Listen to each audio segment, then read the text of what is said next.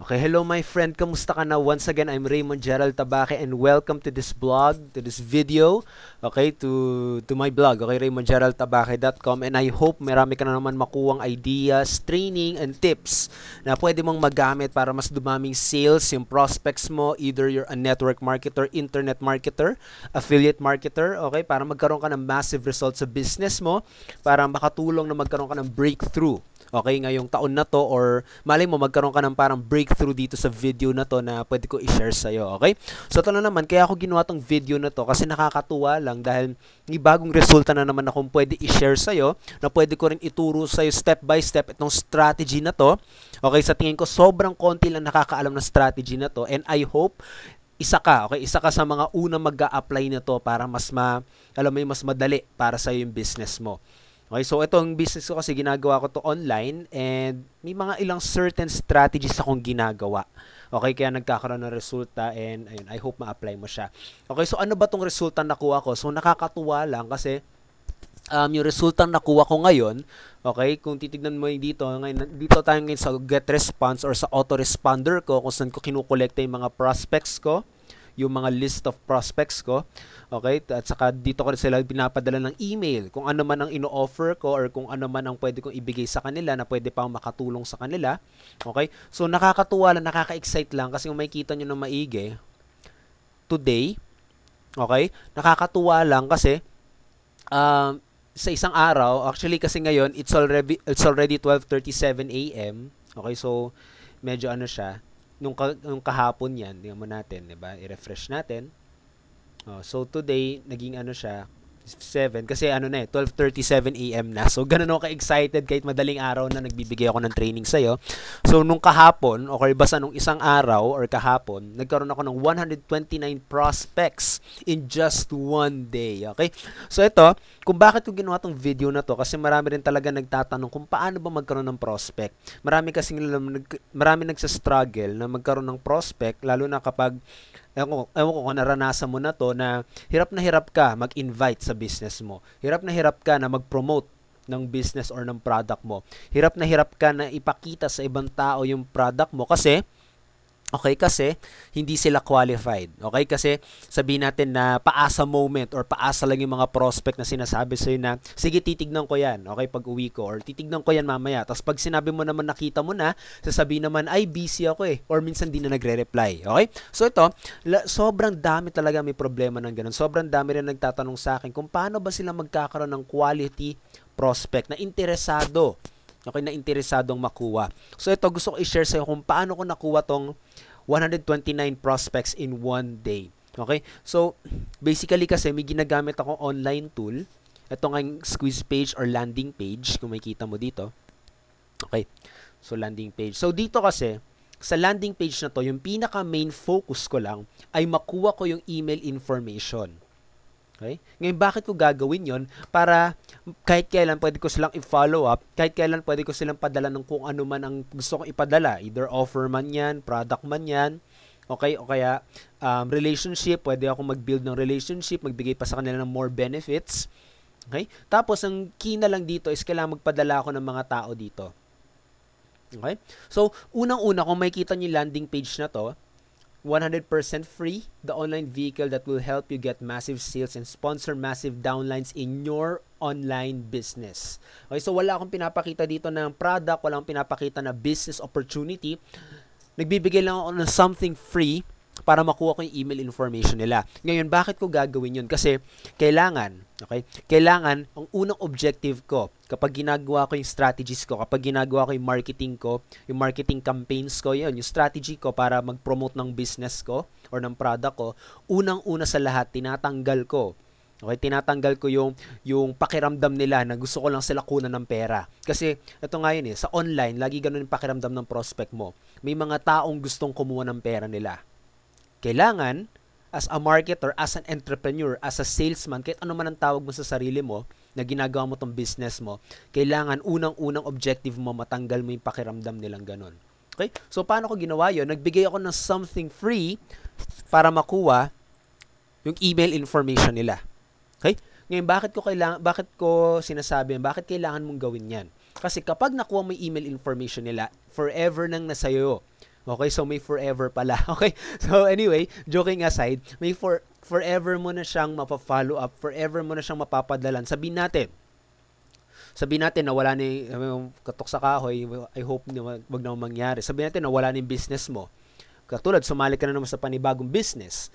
Pwede mo silang padalhan ng email na naman na kinolekta mo, okay? Pwede mo silang padalhan. Sabihin natin nakakolekta ng 100 prospect. Okay? Sabihin natin 1% lang ang bumili. So 1% ng 100 is 10. Okay? So, isa-isang padala mo ng email, 10 doon sumali. So, agad-agad, kakasimula pala ng business mo, kaka-join mo pa lang, meron ka na agad na 10. Okay? 10 sumali. So, may resulta ka agad para ipakita, di ba? So, pero syempre, hindi ako nag-guarantee ng results kasi kailangan may strategy ka pa rin na kailangan gawin. Okay?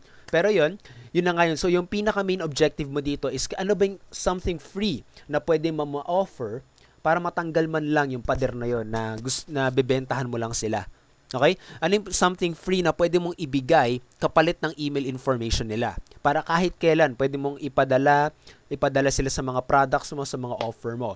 Okay, so ngayon, sabihin natin meron ka ng ganito, may page ka ng ganito para makuha yung email information nila. By the way, tawag dito is landing page or squeeze page. Okay? Pwede ka mag-search pa sa YouTube videos, kami nagtuturo ako ng ganun, ng free. Okay, sa video, sa mga trainings ko. Okay, i-search nyo. Halongkatin mo na lang dyan.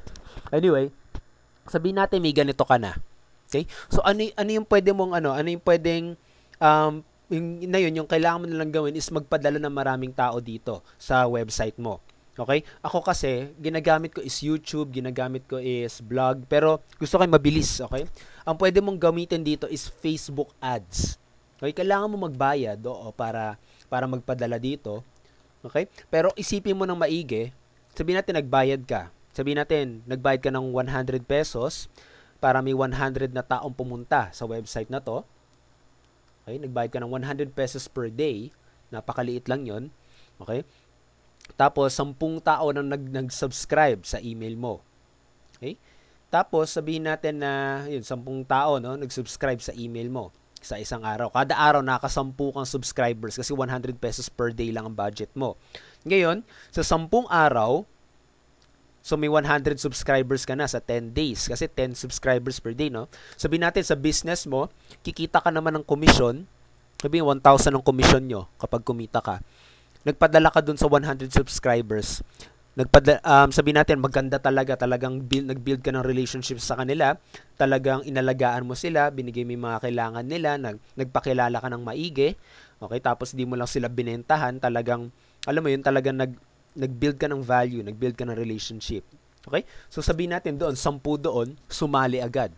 Kasi 100, 'di ba? Tapos 1% lang, very achievable siya. Okay, sobrang liit lang. 10 doon sumali agad. So may 10,000 ka agad sa first day mo, 'di ba? So ayun 'yun, basta may tamang strategy kang ginawa. Of course, kailangan alagaan mo sila, kailangan wag ka benta ng benta. May strategy ka na dapat na sundan doon. Okay? Pero yun yung isang pwede mong gawin right now, okay? Na pwede mong makuha, okay? Pwede mong makakuha ng maraming prospects by offering something free. Okay? So ano yung pwede mong i-offer? At saka ano pa yung maganda dito? Yung maganda rin kasi dito, kapag ganito yung strategy mo, okay? Hindi ka mababan ng Facebook. Okay? Kasi you're offering something free. Madalas yun yung problema ng mga tao eh. Yan yung problema na sinishare din sa akin na lagi nagpapatulong. Paano kapag na-ban ako sa Facebook? Paano kapag natanggal ng ads account ko? Ano gagawin ko? 'Di ba? So ang pwede mong gawin doon is gumamit ka ng Facebook account siguro ng kaibigan mo, ng asawa mo, yung gano'n. Pero para ma-avoid mo yung pagiging banned, okay? Mag-offer ka ng something free na makapagbigay ng value, makakatulong sa community ng Facebook. Matutuwa pa si Facebook sa'yo, hindi ka pa mababan, at saka yun nga, at least natutuwa pa yung mga prospects sa'yo. Okay? Kasi mostly kung bakit nababan, kasi yung mga sinagawa ng mga tao, okay, naglalagay agad ng mga income claims dahil sa business nila, ayaw na ayaw ni Facebook yun. Okay? Bibigay agad ng mga hype, ng mga power, mga ganun. Kasi yun lang madalas sa turo sa atin, di ba? Ipakita mo yung opportunity, magkano kinita mo, anong kano pwede nilang kitain in just one day. Matutuwa agad yung mga yun. Yun yung turo eh. So, kailangan medyo makilaro ka sa Facebook. Okay? So, yun. So, paano mo nga palang mapupuntahan yun? Sabihin natin pumunta ka sa Facebook mo ngayon. Okay? Tapos, dito, ads account. Sa search, pwede kang tumingin dyan. Ads. Pwede mo i-ano yung search dyan. Ads manager.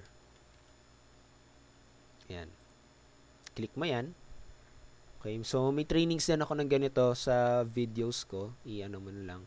Tapos dito, punta ka dito sa upper right, yung create ad. Click mo yon, create ad. Tapos, pwede mong gawin, send people to your website. So, click sa web. Lagay mo lang dito yung website page ng Squeeze page mo. Okay. Tapos, ayan. Ayan. Pwede ka na gumawa ng ad dyan. Okay? So, dito, basta pag magbabayad ka man dito sa Facebook ads, kailangan meron kang e-loadable card or reloadable card. Ako, ginagamit ko RCBC My Wallet. Okay, My Wallet Visa card. Okay, so nag-promote na ako ng bangko. Pero yun yung ginagamit ko kasi pwede rin Union Bank Ion card. So, ito yung maganda dito sa mga ganitong klaseng card. Hindi siya credit card. Okay, pwede mong maglagay ng, sabihin natin, ng budget doon, 100 pesos per day. Or sabihin natin yan, pwede mo kasing ayusin dito sa Facebook ads na sabihin kay Facebook, 100 pesos lang kaya kong gastusin. Yun lang ang pwede mong gastusin. Pwede mo i-edit dito. So, explore mo na lang. Okay, how to make a Facebook ads, yung ganun. So, ganun ko ginawa itong 126 prospects per day. Nag-offer ako ng something free. Okay, para makuha ko yung mga email information. Tapos, sa email ko sila ino-offeran. Sa email ko sila pinopromote. Sa email ko sila nagbibigay ng offer. Hindi mismo sa Facebook para hindi ako maban. Okay? So, yun yung strategy ko and I hope makapag-ipon ka rin ng napakadaming prospect list para sabihin natin kapag sumali ka man sa ibang opportunity or sabihin natin may promo yung business mo na ikatutuwa ng mga prospect mo, pwede mo agad ipadala ng email dito sa messages. Meron yan kapag ano man ang autoresponder na gamitin mo. Okay? Pwede ka magpadala ng promo agad-agad sa dami ng prospects mo. Okay? So, numbers game na lang nga siya. Okay? So, I hope ma-apply mo tong simple strategy, offering something free instead na sabihin mo yung business mo agad. Hindi. Offer ka muna ng something free tapos sa email mo sila i-promotan. Okay? Sa email mo sila bigyan ng offer once na nakapag-build ka na ng relationship sa kanila. Okay? So, I hope na nakatulong sa'yo ng video na to. Kapag gusto mo pa makasimula. Okay? Kung gusto mo pang makapagsimula na matuto ng online marketing ng mga ganitong klaseng bagay para talagang 100% na sa bahay ka lang, di mo kailangan mag-prospecting sa labas, mag-table talk, kausapin yung prospect mo ng harap-harapan dahil may mga strategies sa online na pwede mong gamitin para lalong dumami yung oras mo kasama ang pamilya mo. Okay? Saka hindi mo na kailangan umuwi ng gabi-gabi. Okay? Kasi gabi-gabi na sa pamilya mo na ikaw. Okay? So, meron ako iwan na link dito sa video description. Hanapin mo na lang yan. I-click mo na lang yung link na yan. Tapos, sundan mo na lang instructions. Okay? Agad-agad doon. Ituturo ko agad sa yung mga simple 3-step strategy na pwede mong gamitin right now. Lalo na't kapag baguhan ka pa lang, pwede mo agad siya i-apply. So, anyway, you can get the details by clicking the link. Tapos, sundan mo na lang instructions. At kapag nagustuhan mo to, click the like button, leave your comments below, share this content. I hope ma-apply mo to sa business mo. And once again, till next training, this is Raymond Gerald Tabaque, and I hope this will be your breakthrough, this will be your result. Let's make your year of success. Kayang-kaya natin to, friend. Okay? So once again, have a great day and bye!